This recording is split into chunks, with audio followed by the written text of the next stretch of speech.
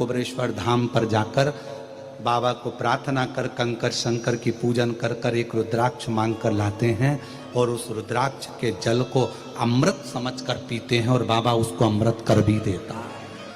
कर कुछ नहीं है वहां कोई शंकर जी की प्राण प्रतिष्ठा नहीं। हाँ, पुराना एक शिवलिंग है, उस स्थान पर बड़ा शिवलिंग बना हुआ है जिसको आप फोटो में देखते हो। बड़ा शिवलिंग बना, उसके नीचे पुराना जो छोटा सा एक ओटला था, छतरी थी, वही वहां पर निर्मित है और वो बंद रहती है, उसको हम खोलते नहीं है, वो बंद रहती है। वहां अंदर किसी को प्रवेश नहीं दिया जाता, बंद रहता है। दर्शन हम जाते हैं, दर्शन करते, बाबा का स्मरण करते, अभिषेक पूजन करते, चल है। छोटा सा ओटला, उस ओटले पर छोटा सा शिवलिंग, उसी पर बड़ा वो शिवलिंग बना दिया जो आजकल आप फोटो में देखते हो, और उसके आगे एक बड़ा पत्थर का मंदिर बन रहा है। अभी कोई वहां पर मूर्ति नहीं है, पर वहां मूर्ति नहीं, वहां का कंकर मूल है, वहां पूजन कंकर की होती है।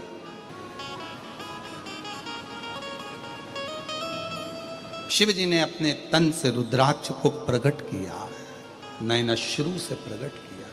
किसके लिए करा? ये संसार के लोग जो दुखी हैं, कलिकाल में जो तकलीफ भोग रहे हैं, संसार में बड़े बड़े रोग बढ़ते चले जाएंगे, दुनिया के कलिकाल जैसे जैसे बढ़ेगा व्यक्ति की मृत्यु का आंकड़ा नहीं किया जा सकता। पहले लोग कहते थे 80 साल जिएगा, 100 साल जिएगा। आज के ज़माने में कौन सी बीमारी कब हो जाए और कब व्यक्ति कम मर जाए, किसका भरोसा?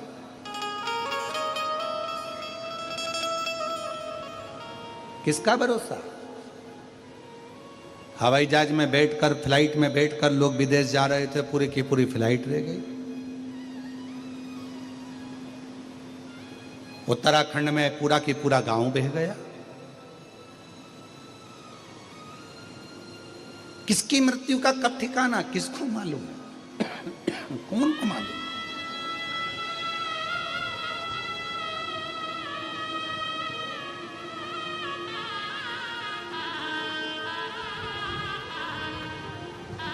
इस पत्र में एक पत्र हम कल पढ़े थे, अगर आप चाहो तो उसको निकाल लेना, पढ़ना। इस पत्र में एक पत्र ऐसा है कि एक बहन लिखती है कि मेरे पति को हम फ्लाइट में, हम भोपाल, हम सीहोर कुबरेश्वर धाम से आ गए और कब का लिखा पता नहीं, और हम भोपाल एयरपोर्ट पर पहुँचे और एयरपोर्ट पर हमारे पति की तबीयत खराब हो गई और उसको अटैक आ गया और उसके प्राण लगभग आधे घंटे तक नहीं थे। इसी पत्र में आप उसको पत्र को निकालना, पढ़ना, और अगर कहीं बैठी हो तो खड़ी हो सकती है। पति के प्राण चले गए, खड़े यहाँ आप ही हो। एक बार हाथ हिलाया उन्होंने, जोरदार ताली बजाओ, आ जाओ, एक बेलपत्र लेकर जाना। भोपाल एयरपोर्ट पर पति के प्राण चले गए। कुबरेश्वर बाबा के धाम दर्शन करने आ गई थी और वहां आते आते एयरपोर्ट पे प्राण चले गए। इतनी रोए, एयरपोर्ट वाले सब सूचना दिए, करे इसके पास में कुछ नहीं था, केवल वो मांग कर लाई थी रुद्राक्ष, और बाबा का रुद्राक्ष हाथ में रखकर कहती है, वो बहन ने पत्र में लिखा है कि मेरा सुहाग तू देता है, उजाड़ नहीं सकता है, ये मेरा विश्वास कहता है। डॉक्टर अपना काम कर रहे थे, कोई छाती को पंप कर रहा था। 20 मिनट हो गए, पति के प्राण नहीं शरीर में, पूरा एयरपोर्ट हिला हुआ था। इसने वही रुद्राक्ष अपने पति की छाती पर रख दिया और पति की छाती पर रखकर श्री शिवाय नमस्तुभ्यम कहकर सिर से उसको दबाने लगी और 20 मिनट के बाद पति के प्राण वापिस आ गए। पति के प्राण, पत्र इसी में है।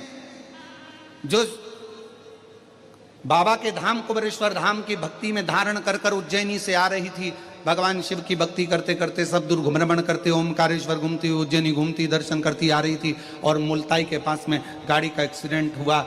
6 लोग गाड़ी के अंदर बैठे थे, गाड़ी 4 बार घूम गई, दूसरी साइड में जाकर गिर गई। और उस पत्र में वो बहन कहीं बैठी हो तो खड़ी होकर हाथ हिला सकती हैं। जो कहती है आप ही हैं, आ जाइए, एक बार वापिस हाथ हिलाओ, आ जाइए। एक बेलपत्र लेकर जाना। हम पत्र पढ़ लेते हैं पर हम बोल नहीं पा रहे थे, आप आ जाइए बेलपत्र लेकर। कहती हम 6 लोग गाड़ी के अंदर बैठे थे, गाड़ी 5 बार चक्कर खाकर दूसरी साइड में खाई में जाकर गिरी, गाड़ी पूरी खल्लास हो गई। और सब गाड़ी की अंदर एक म्यूजिक चल रहा था, श्री शिवाय नमस्तुभ्यम का जप चल रहा था, और गाड़ी में बैठा हुआ एक व्यक्ति को खरोच नहीं आया, गाड़ी भरे खल्लास हो गई।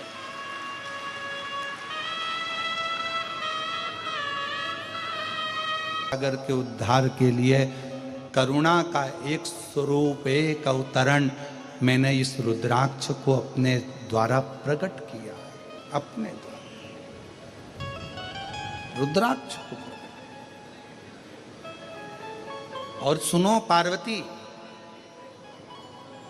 संसार का मनुष्य इस रुद्राक्ष के महत्व को नहीं जान पाएगा। वो तो शिव महापुराण की कथा है जिसके माध्यम से लोग रुद्राक्ष को जाने, रुद्राक्ष को पहचाने।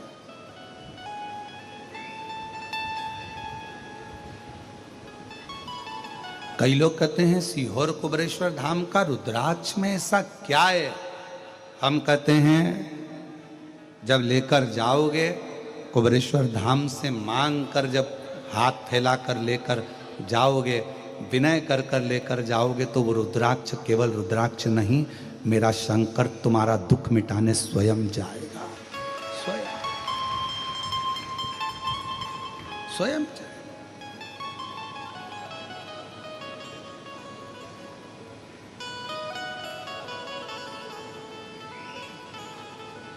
हमारे यहाँ जब कोई उस जैसे रुद्राक्ष उत्सव होता है, उस समय पर रुद्राक्ष वितरण बंद रहता है। कावड़ रहती है सीहोर में तो रुद्राक्ष वितरण बंद रहता है। हमारे यहाँ गुरु पूर्णिमा रहती है तो रुद्राक्ष वितरण बंद रहता है। हमारे यहाँ कोई विशेष त्यौहार होता है धाम का तो रुद्राक्ष वितरण बंद रहता है। ये आज से नहीं, कई सालों से नियम है। क्यों? क्योंकि भीड़ ज़्यादा रहती है तो उस समय पर रुद्राक्ष नहीं दिया जाए। चाहे रुद्राक्ष उत्सव होगा तो उसके भी 1 महीना 15 दिन 20 दिन पहले रुद्राक्ष वितरण बंद हो जाता है। कावड़ यात्रा आती है तो उसके भी 2-3 दिन पहले रुद्राक्ष वितरण बंद हो जाता है, 2-4 दिन तक बंद रहता है। फिर कोई गुरु पूर्णिमा उत्सव होता है तो उस समय भी रुद्राक्ष वितरण बंद रहता है। ऐसा हमारे यहाँ का नियम, क्योंकि उस समय भीड़ बहुत रहती है तो रुद्राक्ष बांटना बंद कर देते हैं, जिससे किसी को तकलीफ ना हो, कष्ट ना हो। ये हमारे यहाँ आज से नहीं, पहले से नियम है, कई सालों से।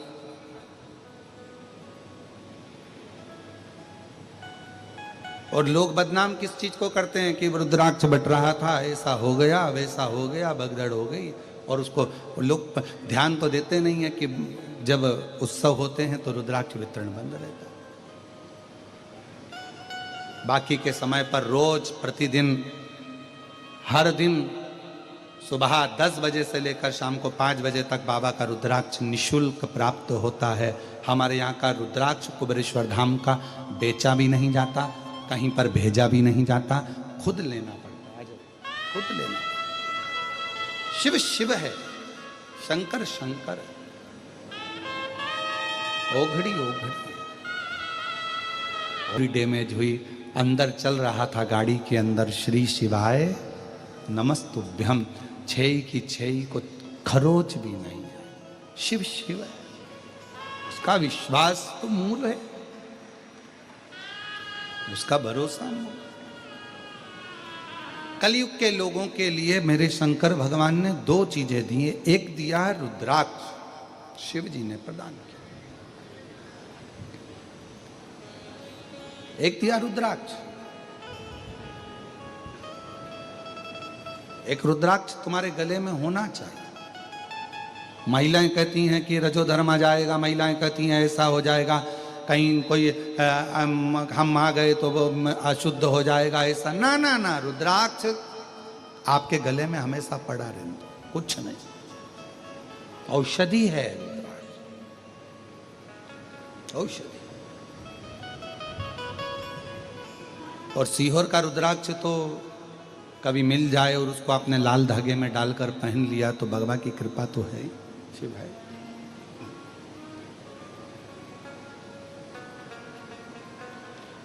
औषधि।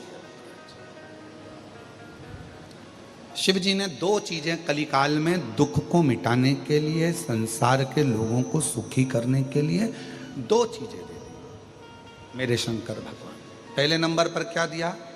जम के बोलो, रुद्राक्ष। और दूसरे नंबर पर शिव पुराण की कथा कहती है भगवान शंकर का कलिकाल के लोग, कलयुग के लोग, संसार के लोगों के पास इतना बल नहीं रहेगा, तप नहीं रहेगा, साधना नहीं रहेगी, इतनी तपस्या नहीं कर पाएंगे, तो ये मेरा पाशुपत्य अस्त्र नहीं ले सकते, पाशुपत्य योग भी नहीं कर सकते।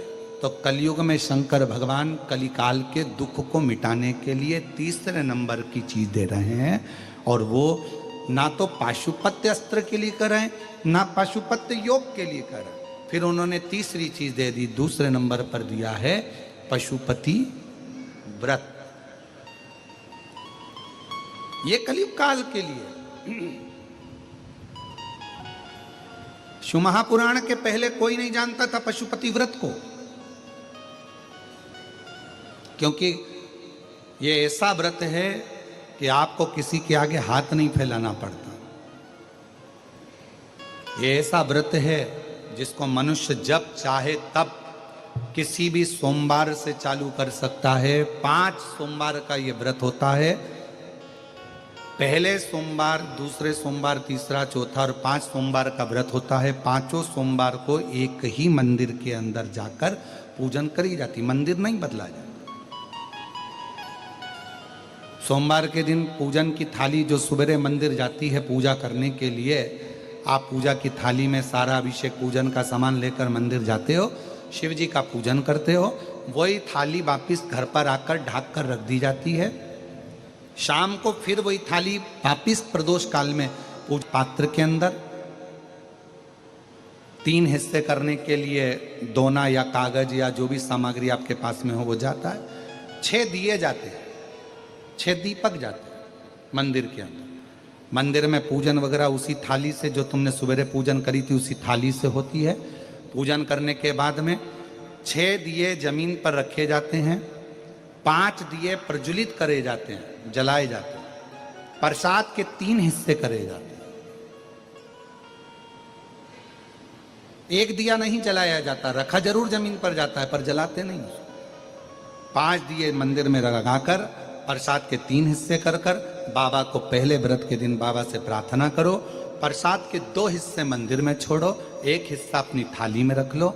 जो दिया नहीं जला है उसको थाली में रख लो। बाबा को प्रणाम कर कर, बाबा आज मेरा पहला पशुपति व्रत है, बाबा स्वीकार करना। पशुपति व्रत का नियम है कि एक समय फलाहार, एक समय भोजन आप कर सकते हैं, पर भोजन शाम के समय करें। और भोजन करने से पहले जो प्रसाद आप लेकर आए हो मंदिर से, वो प्रसाद पहले आपको खाना है। प्रसाद नमकीन नहीं जाता, मीठे का जाता है। बाजार का बना हुआ प्रसाद नहीं जाता। घर में मीठा भात बना लो, मीठे चावल बना लो, हलवा बना लो, सीरा बना लो, खीर बना लो, जो घर में बना सकते हो मीठा वो लेकर। अपना जो प्रसाद का हिस्सा लेकर आते हो उसमें से ना तो पोता पोती, परिवार, पत्नी, बच्चा किसी को नहीं देना है, खुद को खाना है। जिसका व्रत होता स्वयं, उसमें से हिस्सा नहीं। प्रसाद जितना भगवान शंकर के लिए बनाया जाता है कढ़ैया में, तबेली में, भगोनी में, वो पूरा की पूरा जाता है। ये नहीं कि कढ़ाई में आपने आधा छोड़ दिया और आधा लेकर मंदिर चले गए और फिर मंदिर में 3 हिस्से कर दिए, ऐसा नहीं हो सकता। जितना बनेगा उतना पूरा की पूरा ही जाए। जो 6ठे नंबर का दिया है, जब प्रसाद का हिस्सा लेकर घर में आओ, घर के अंदर प्रवेश करने से पहले सीधे हाथ में, अपना सीधा हाथ राइट हैंड पर बैठ जाओ घर के बाहर, राइट हैंड में दिया लगा दो घर के बाहर। 6ठे नंबर का दिया यहाँ प्रज्वलित कर दो, जला दो। बाबा को प्रार्थना कर कर घर में प्रवेश कर जाओ। प्रसाद का जो हिस्सा है भोजन करने से पहले वो खाओ, फिर भोजन करो, सात्विक भोजन करिए। ऐसे 5 व्रत होते हैं। बीच में अगर रजोधर्म आ जाता है, रजस्वला हो जाते हो, कहीं जाना पड़ जाता है, कोई फंक्शन आ जाता है, तो उस व्रत को नहीं गिना जाता, फिर अगला व्रत गिना जाता।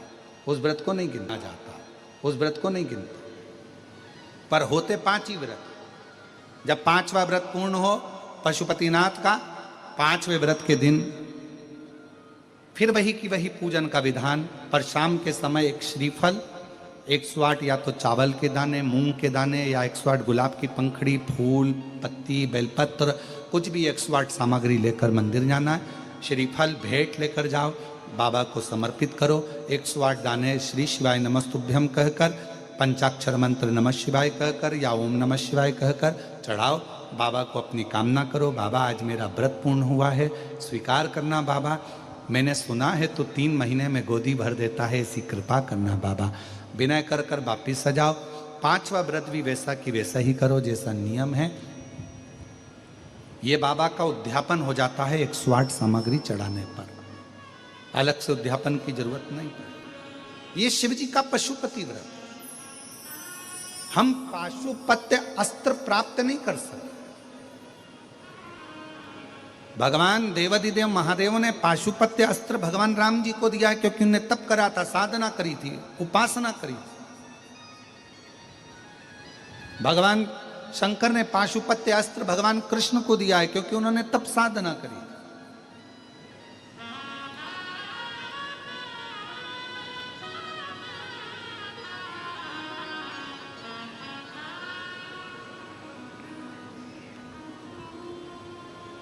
आप उससे निवेदन विनय कर,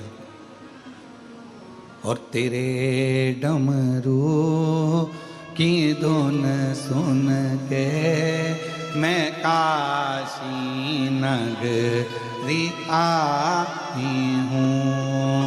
तेरे डमरू की धुन सुन के मैं काशी नगरी आई हूँ। तेरे डमरू की धुन सुन के मैं काशी नगरी आई हूँ। तेरे डमरू, सब बोलो,